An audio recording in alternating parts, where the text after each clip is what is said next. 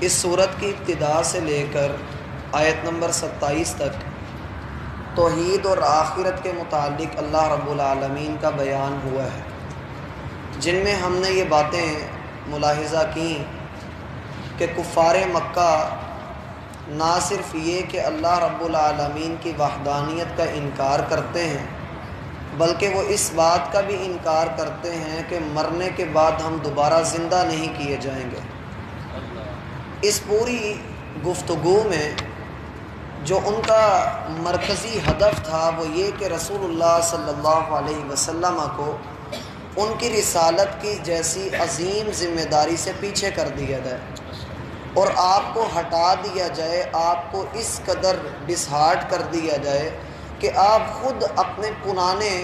لوگوں کی طرح یا پہلے کی طرح آپ زندگی گزارنا شروع کر دیں، جہاں پر لوگ لگے ہوئے ہیں لوگوں کو ان کی گمراہی پر متنبہ نہ کریں۔ لیکن اللہ رب العالمین جو چاہتا ہے وہ ہو جاتا ہے، اللہ رب العالمین پر کسی کا بس نہیں چلتا ہے۔ اس لیے اللہ رب العالمین نے نہ صرف یہ کہ ان کی تمام تر باتوں کے جواب دیے، بلکہ اب کی جو آیت ہے اس میں اللہ رب العالمین نے آپ کو تسلی بھی دی، اور تسلی کا انداز ایسا انداز ہے کہ اگر ہم پچھلی آیات پر غور کریں تو سیدنا سلیمان علیہ السلام کا ذکر ہم نے پڑھا، جس میں یہ بات تھی کہ سلیمان علیہ السلام کو اللہ نے ایسی حکومت اور اقتدار عطا کیا کہ ان کے بعد اللہ نے کسی کو ویسا اقتدار نہیں دیا، نہ ہی ان سے پہلے کسی کو ایسی قوت عطا کی گئی تھی۔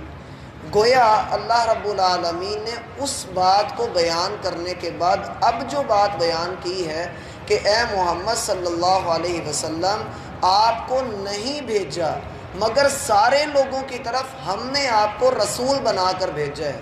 آپ کی جو حیثیت ہے، آپ کا جو مقام اور مرتبہ ہے، وہ ایک رسول ہونے کے اعتبار سے وہ یہ ہے کہ اللہ نے آپ کو سارے رسولوں کی جانب مبعوث کیا ہے۔ عبداللہ بن عباس رضی اللہ عنہ نے اپنے شاگردوں سے کہا کہ نبیوں میں اور رسولوں میں اگر کوئی سب سے بڑھ کر درجے والا ہے تو وہ محمد الرسول اللہ صلی اللہ علیہ وسلم ہے۔ شاگرد کہنے لگے کہ کس طرح سے؟ کہا تم قرآن و سنت کے اوپر غور کرو تو اللہ رب العالمین نے پہلے جتنے بھی انبیاء اور رسول مبعوث فرمائے ہیں سب کو ان کے علاقے کی طرف مبعوث کیا، ان کی قوم کی طرف مبعوث کیا، ایک مقرر وقت تک کے لیے مبعوث کیا۔ لیکن جب محمد الرسول اللہ صلی اللہ علیہ وسلم کو اللہ نے رسالت عطا فرمائی تو اسے آخری رسول بنا کر بھیجا اور آخری نبی بنا کر بھیجا۔ پہلی امتوں پر، پہلے انبیاء پر رسول اللہ صلی اللہ علیہ وسلم کی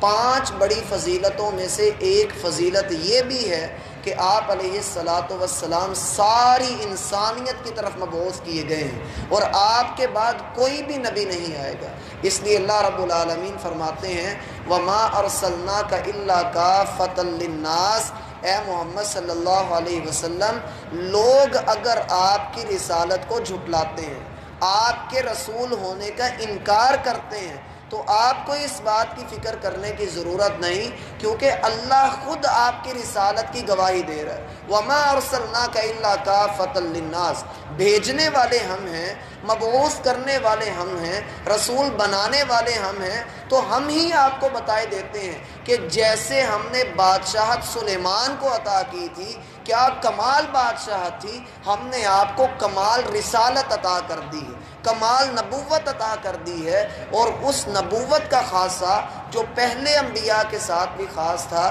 وہ آپ کے ساتھ بھی خاص ہے کہ بشیرا و نذیرا، آپ لوگوں کو خوشخبریاں سنائیں، لوگوں کو ان کے نیک اعمال پر خوشبختی کی زندگی کی، سعادت کی زندگی کی خبر دیں، اور ان کے دلوں کے اندر اللہ رب العالمین کے حکم سے یہ سکون ڈالیں کہ ان کے نیک اعمال اللہ کے ہاں ان کی عزت اور ان کے درجے کو بلند کریں گے۔ وَنَذِيرًا، اور ان کے انجام سے ان کو آگاہ کریں۔ اگر کوئی آپ کی بات نہیں مانتا ہے، غلط رستے پر چلتا ہے، گمراہی اختیار کر لیتا ہے، تو آپ پر لازم یہ ہے کہ آپ اس کو ڈراتے رہیے، اس کو سمجھاتے رہیے۔ بسا اوقات انسان خوشخبری سے نہیں سمجھتا ہے، ڈرانے سے سمجھ جاتا ہے۔ شریعت اسلامیہ نے یہ دونوں چیزیں ہر مسلمان کے اوپر لازم کی ہیں، جیسا کہ اللہ کے رسول کا فرمان ہے بشروا ولا تنفروا، لوگوں کو خوشخبریاں سناؤ، لوگوں کو متنفر نہ کرو۔ ویسروا ولا تعسروا، لوگوں کے لیے آسانیوں کا سامان کرو، ان کو مشکلات میں نہ ڈالو۔ ہاں اگر کوئی بندہ دین کے مخالف کوئی کام کرتا ہے، دین کے مطابق نہیں چلتا ہے، تو ذہن میں رکھو ان الدین یسر،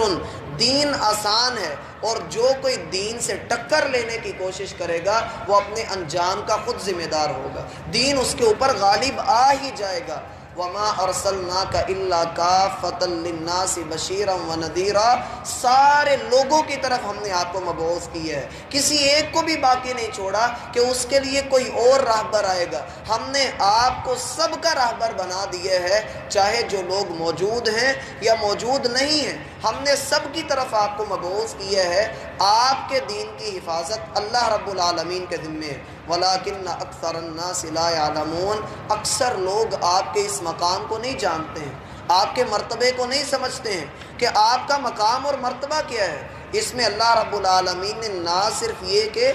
عام طور پہ بتلایا ہے کہ اکثر لوگ غافل اور جہالت کے اندر پڑے ہوئے ہیں، بلکہ اپنے وقت کے بہت بڑے عالم، اپنے آپ کو سمجھنے والے یہود کو بھی مخاطب کیا گیا ہے کہ تم لوگ جو یہ سمجھتے ہو کہ ہم بہت زیادہ علم والے ہیں، تمہیں اس بات کا حسد ہے کہ محمد الرسول اللہ بنی اسرائیل میں سے کیوں نہیں مبعوث کیے گئے، بنی اسماعیل میں کیوں آ گئے، تو تمہیں اس بات کا بھی بہت بڑا حسد ہے۔ وَلَٰكِنَّ أَكْثَرَ النَّاسِ لَا يَعْلَمُونَ، اللہ کے ہاں رشتہ داریاں، ذات برادریاں کوئی حیثیت نہیں رکھتی ہیں۔ تمہیں تو چاہیے تھا کہ تم محمد الرسول اللہ کے مددگار بنتے، آپ علیہ الصلاۃ والسلام کے حق میں کھڑے ہو جاتے، لیکن تم لوگ بھی نرے جہالت کے اندر پڑے ہوئے۔ لہٰذا ہر وہ شخص جو اللہ کے رسول کی رسالت کو سن لینے کے بعد بھی یہودی ہو یا عیسائی ہو ایمان نہیں لاتا، صحیح مسلم کے اندر آتا ہے اللہ رب العالمین اسے جہنم کا ایندھن بنائے گے۔ اور یہاں پر اللہ کے رسول کی فضیلت کا بیان ہے،